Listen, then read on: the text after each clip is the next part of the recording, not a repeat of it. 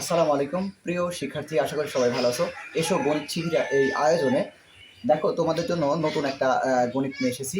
আজকে আমি একটা বর্গ আঁকিয়েছি। এই বর্গে দেখো দুইটা বর্গ, একটা এ বি সি ডি, এটা একটা বর্গ, আর একটা বর্গ লাল চিহ্নিত দেওয়া হয়েছে এ সি ই এফ, দুইটা বর্গ।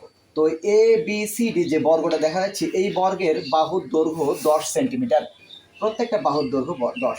আমরা জানি বর্গের প্রতিটা বাহুর দৈর্ঘ্য সমান, তাহলে বর্গের বাহুর দৈর্ঘ্য কত, এখানে আমি দিছি 10, তাহলে এখানে প্রত্যেকটা বাহুর দৈর্ঘ্য 10। এখন আমি যদি বলি যে এ বি সি ডি এই বর্গের ক্ষেত্রফল কত, তাহলে আমরা কি করব, এই এ বি সি ডি একটি বর্গ, এর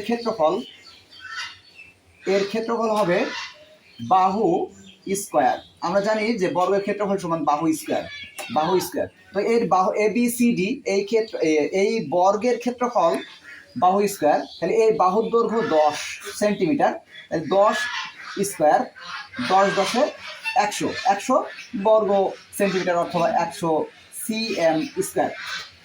এখন কথা হলো, আমি যদি বলি যে এ সি ই এফ এইটার ক্ষেত্রফল কত, তাহলে অবশ্যই এই লাল চিহ্নিত বর্গের বাহুর দৈর্ঘ্য আমাদের প্রয়োজন। তো এখানে তো বাহুর দৈর্ঘ্য তো আমাদের নেই।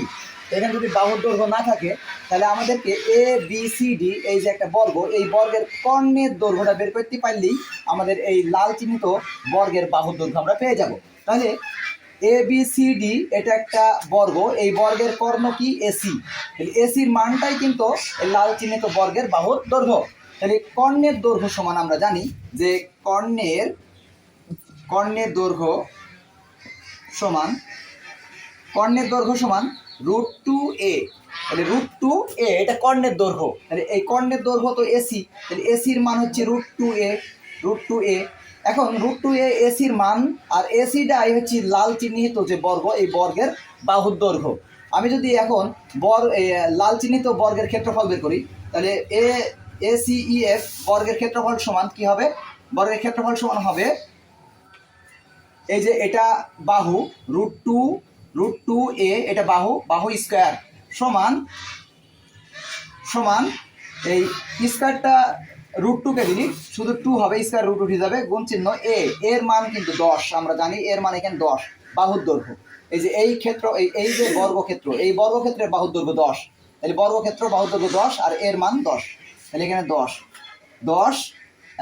আর 10-এর মধ্যে স্কোয়ার দিলে 10 × 100 হয়। এবার 100 আর 2 গুণ করলে 200, তাহলে এই লাল চিহ্নিত বর্গক্ষেত্রের ক্ষেত্রফল হচ্ছে 200 বর্গমিটার। ধন্যবাদ সবাইকে।